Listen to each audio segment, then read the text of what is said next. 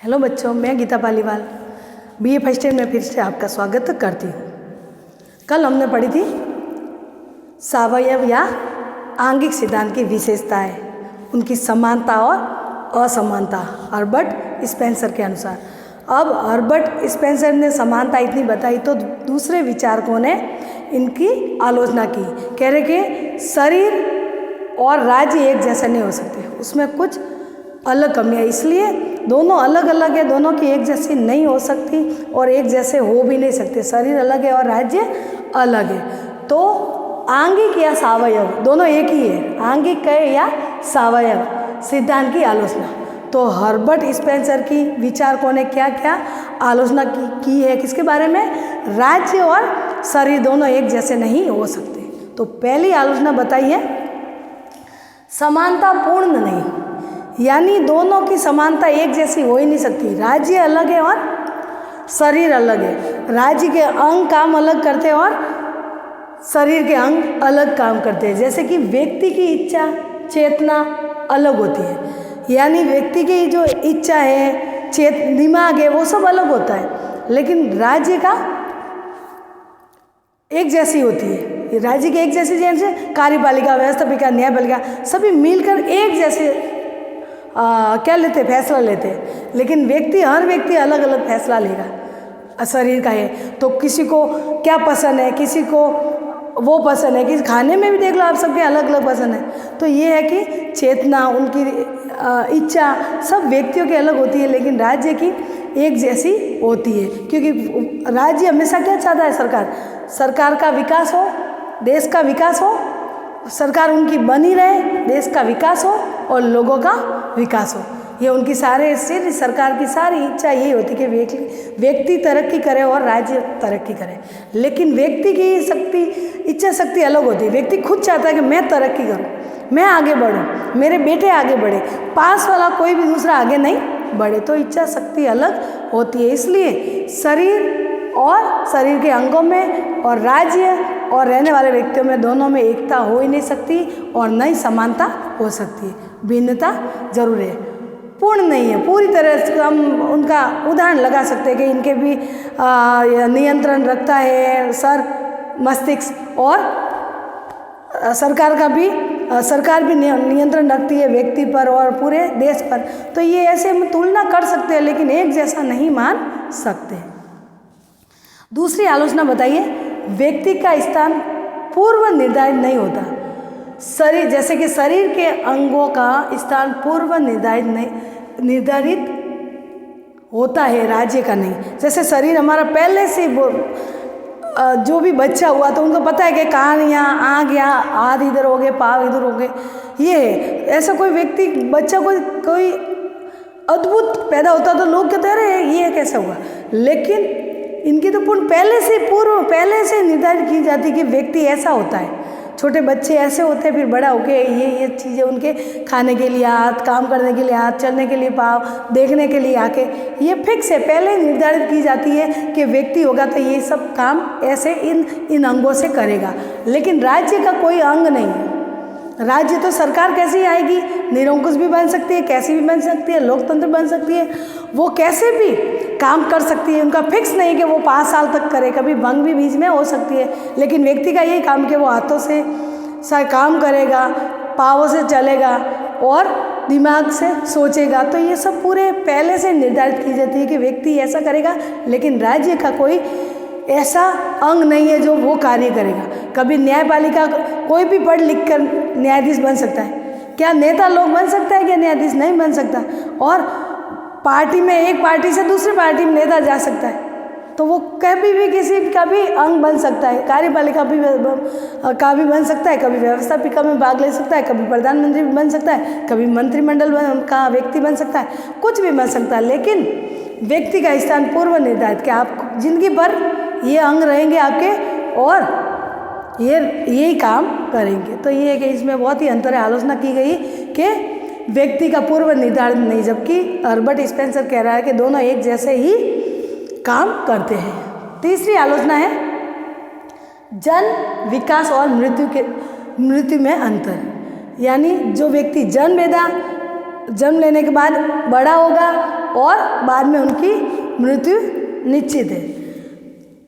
तो इसमें अंतर है। कैसे? राज्य की आवश्यक प्रक्रिया नहीं, जबकि शरीर के ये आवश्यक प्रक्रिया है। यानी शरीर कोई भी होगा तो जन्म लेगा और विकास करेगा, शरीर तो बड़ा होगा और अंत में उनकी मृत्यु कैसे भी हो, कोई ज़्यादा जिएगा तो भी उनकी मृत्यु निश्चित है। लेकिन राज्य का ये प्रक्रिया नहीं है, राज्य की ये प्रक्रिया बिल्कुल नहीं है। वो कभी कितने सालों तक चल सकता है, राज्य लुप्त होता ही नहीं। प्रकृति लुप्त करे तो हो सकता है, नहीं तो जहाँ व्यक्ति रहेंगे वो राज्य रहेगा, लेकिन व्यक्ति तो मरता रहेगा। व्यक्ति जो भी है इलेक्शन में हारा तो वो मरेगा नहीं, वो हारा तो दूसरा व्यक्ति आएगा।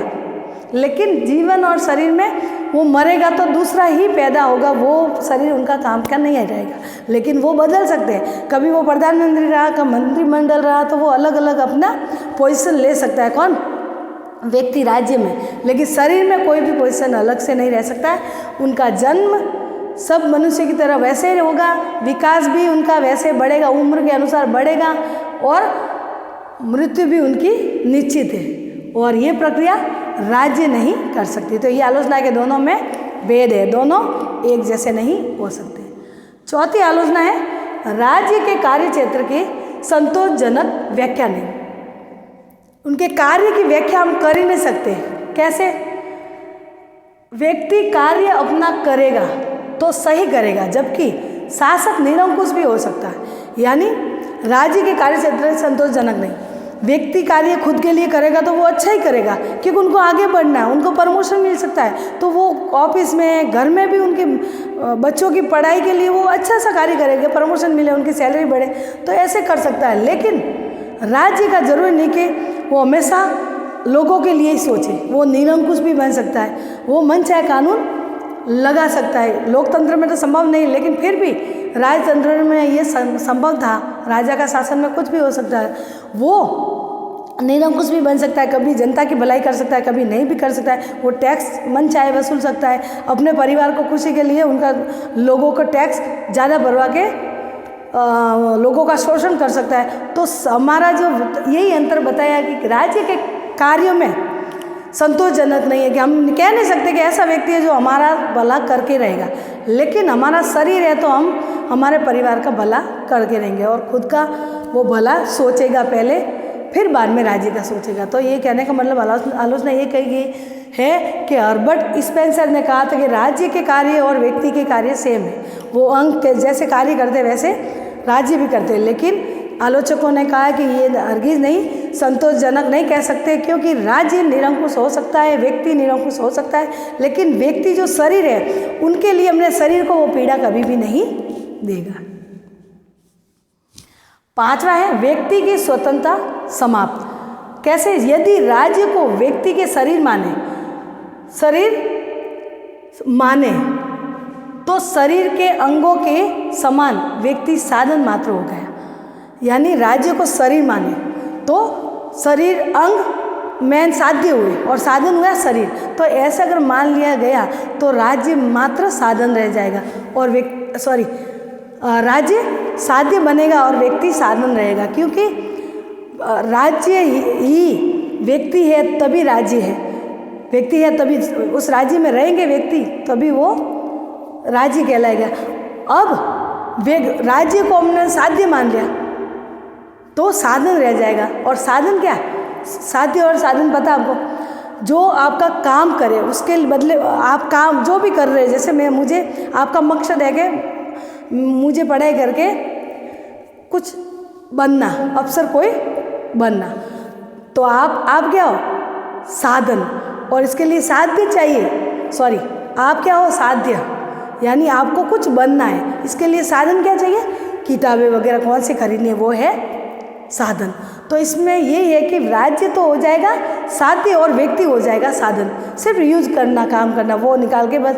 तो ये हो जाएगा कि दोनों में अंतर, व्यक्ति की स्वतंत्रता का आनंद हो जाएगा। जब साधन मात्र मानेंगे व्यक्ति को कि ये जब वोट देने के लिए व्यक्ति को यूज करना है तो वो साधन रहेगा और साध्य बन ही नहीं सकता।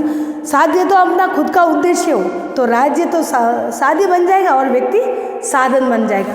तो इसलिए व्यक्ति की वैल्यू नहीं रहेगी। तो कहने का मतलब दोनों शरीर के समान नहीं मान सकते। लास्ट है, हर्बर्ट स्पेंसर सिद्धांत का प्रयोग त्रुटिपूर्ण है, यानी पूरी तरह गलतियां है उसमें। क्यों? क्योंकि बार्कर ने एक परिभाषा बताई इनकी, या उनके बारे में कहा है, बार्कर ने कहा है कि प्राणी विज्ञान तथा व्यक्तिवाद दो ऐसे अनमेल यानी मेल नहीं खाते घोड़े सिद्ध हुए जो गाड़ी को दो विरोधी दिशाओं में खींच रहे हैं। यानी ये बार्कर ने हर्बर्ट स्पेंसर की आलोचना करते हुए कहा कि राज्य और शरीर के अंगों की तुलना ये बिल्कुल ही एक समान है, वो बिल्कुल ही गलत है। वो ऐसे अनमेल यानी मेल नहीं खाने वाले दो घोड़े जो बंधे हुए, एक का मुंह इस साइड और एक मुंह इस साइड, और वो खींचातानी में टूटेगा आखिर में, वो जुड़ के चल ही नहीं सकता, क्योंकि राज्य अलग है और व्यक्ति अलग है। राज्य के क्षेत्र और कार्य अलग है और व्यक्ति के अंगों के कार्य अलग है। राज्य का कार्य विकास करना अलग है, व्यक्ति के विकास करने का काम है। तो कहने का मतलब, कुल मिलाकर कहने का मतलब, आंगिक या सावयव सिद्धांत में समानता नहीं है। दोनों में समानता कुछ ले सकते हैं, उनकी थोड़ा सा उदाहरण दे सकते हैं, लेकिन हूबहू शरीर और राज्य एक नहीं हो सकते हैं। वो जीवित है और राज्य व्यक्ति से ही बनता है, और व्यक्ति बनेगा तो राज्य बनेगा, और व्यक्ति कार्य नहीं करेगा तो राज्य कैसे होगा। तो कहने का मतलब बिल्कुल ही आलोचना, विचारकों ने हर्बर्ट स्पेंसर की आलोचना की कि व्यक्ति और शरीर अलग है और राज्य और व्यक्ति अलग है। व्यक्ति रहेंगे तो राज्य रहेगा और शरीर रहेगा तो अंग रहेंगे। तो इसमें राज्य लुप्त होगा, व्यक्ति मरेंगे तब, ठीक है, लेकिन राज्य तो वहाँ का वहाँ रहेगा, उनका क्षेत्रफल तो वहाँ रहेगा, लोग नहीं रहेंगे, लेकिन राज्य नहीं कहलाएगा। लेकिन व्यक्ति तो मर जाएगा तो बिल्कुल समाप्ति हो जाएगा, उनकी कोई चीज़ें वहाँ वस्तु वगैरह प्राप्त नहीं रहेगी, क्योंकि वो बिल्कुल लुप्त हो जाएगा।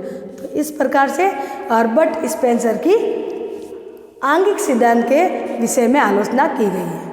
कल हम पढ़ेंगे बच्चों राज्य के कार्य, यानी राज्य जनता के लिए क्या क्या कार्य करेंगे, कैसे कार्य करेंगे, क्या करना जरूरी है, कैसा कार्य करेंगे जो जनता सुखी रहेगी और देश भी तरक्की करेगा और जनता को भी हर साधन मिल सकते हैं, उनके हर विकास के लिए सारे साधन जुटा सकता है कौन?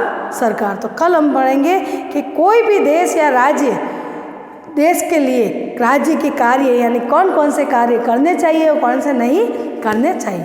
ठीक है बच्चों, बाय।